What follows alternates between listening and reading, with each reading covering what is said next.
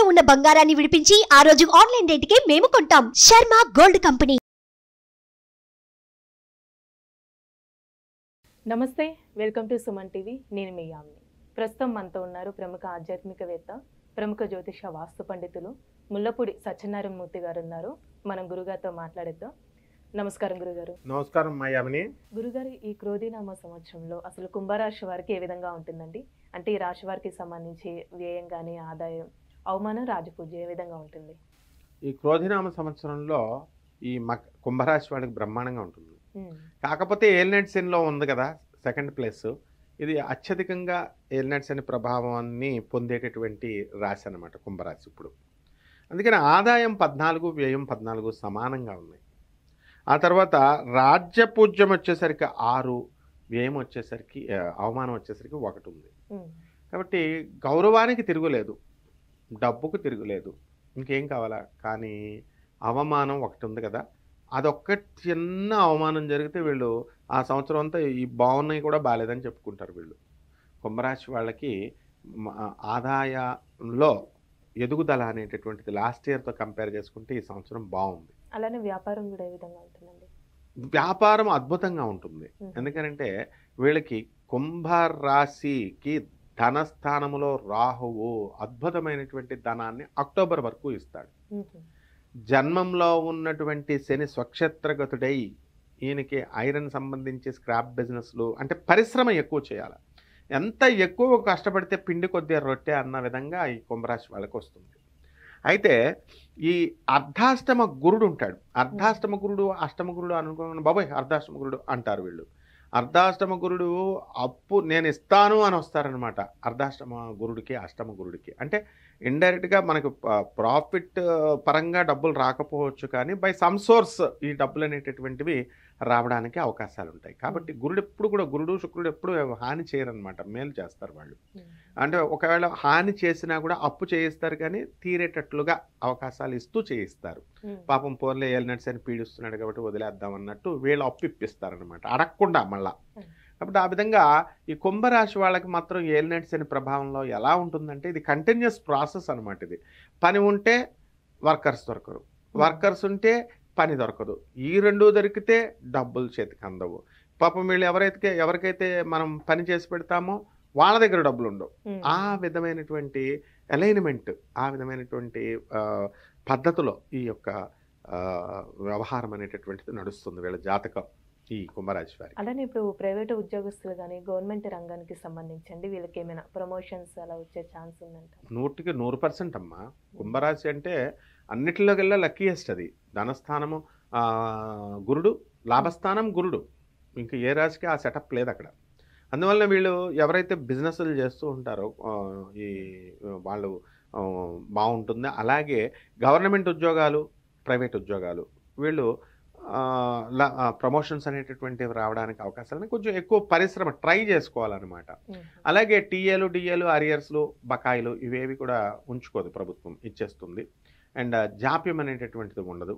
Old పెన్షనర్స్కి వాళ్ళ pension settlement 1 time settlement చేసేస్తారు.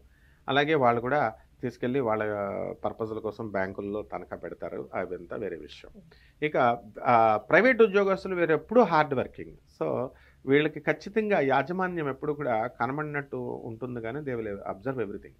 కాబట్టి వాళ్ళు ఏం చేస్తారు, వాళ్ళు ఆటోమేటిక్గా హార్డ్ వర్కింగ్కి మనం అడగక్కర్లేదు, వాళ్ళే ఆటోమేటిక్గా హైక్ ఇన్ శాలరీస్ అనేటటువంటివి వస్తుంది.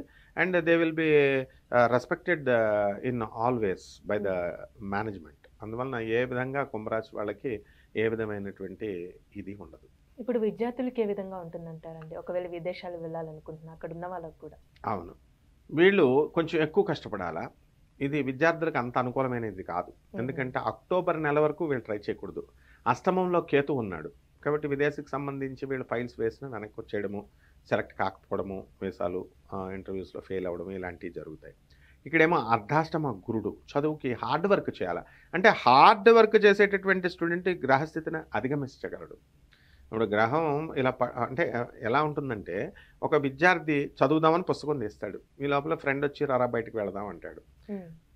వీడు వెళ్ళిపోతాడు పాపం. డిస్ట్రాక్షన్, చిన్నపిల్లాడు కాబట్టి వాడికి తెలియదు అనమాట, రెస్పాన్సిబిలిటీ తెలియదు, లయబిలిటీ తెలియదు. కాబట్టి ఆ విధంగా ఆ ఫ్రెండ్తో వాడు తిరగలేదనుకో చదువుతాడు కదా. ఆ విధంగా వీళ్ళు కావాలని వీళ్ళు చక్కగా కొంచెం ఎక్కువ శ్రద్ధ పెట్టి చదివితే కనుక డెఫినెట్గా ఈ యొక్క ఏలినట్ శని దోషాన్ని, అర్ధాష్టమ గురుడు యొక్క దోషాన్ని, అష్టమ కేతు దోషాన్ని కూడా వీళ్ళు అధిగమించగలుగుతారు. అష్టమ కేతు ఏం చేస్తుంది, నాట్ ఓన్లీ ఫర్ స్టూడెంట్స్, ఈ మొత్తం కుంభరాశి వాళ్ళందరికీ కూడా, ఈ మిగతా ఎవరికీ లేదు అష్టమ కేతు, వీళ్ళకి ఒక్కళ్ళకే ఉంది. వీళ్ళని డిప్రెషన్లో పడేస్తుంది తీసుకెళ్ళి. కాబట్టి వీళ్ళు ఏం చేయాలి, ఆ డిప్రెషన్ దాటిపోవడానికి విద్యార్థి లెవెల్లో కానీ వీళ్ళు కానీ లవ్ అఫేర్స్కి వెళ్లకుండా, డిస్ట్రాక్షన్స్కి వెళ్లకుండా వీళ్ళు జాగ్రత్తగా చదువుకుంటే వీళ్ళ కెరీర్ని మంచిగా బిల్డప్ చేసుకోవచ్చు.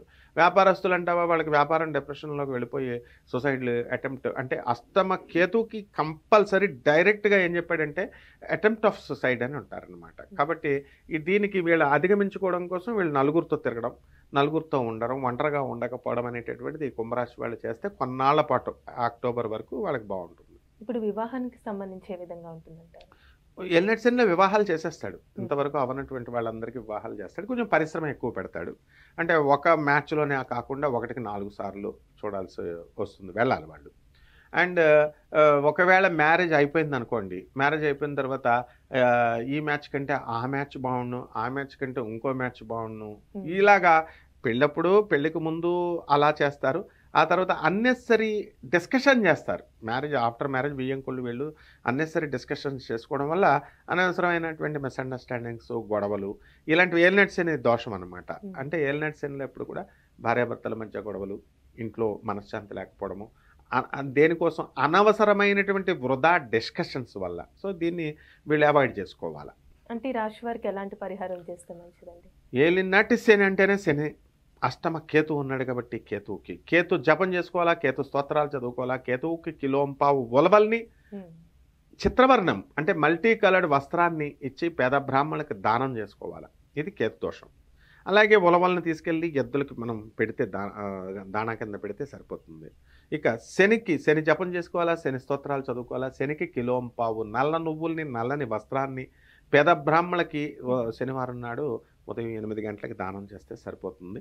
అలాగే నవగ్రహాల దేవాలయం చుట్టూ తిరుగుతూ ఆ శనీశ్వరుడికి తైలాభిషేకాన్ని కనుక మన చేతులతో వేసుకుంటూ ఓం శనేశ్వరాయ నమః అనే మహామంత్రంతో చేసుకుంటే సరిపోతుంది. చాలా చక్కగా తెలియజేస్తారండి. ధన్యవాదాలమ్మా.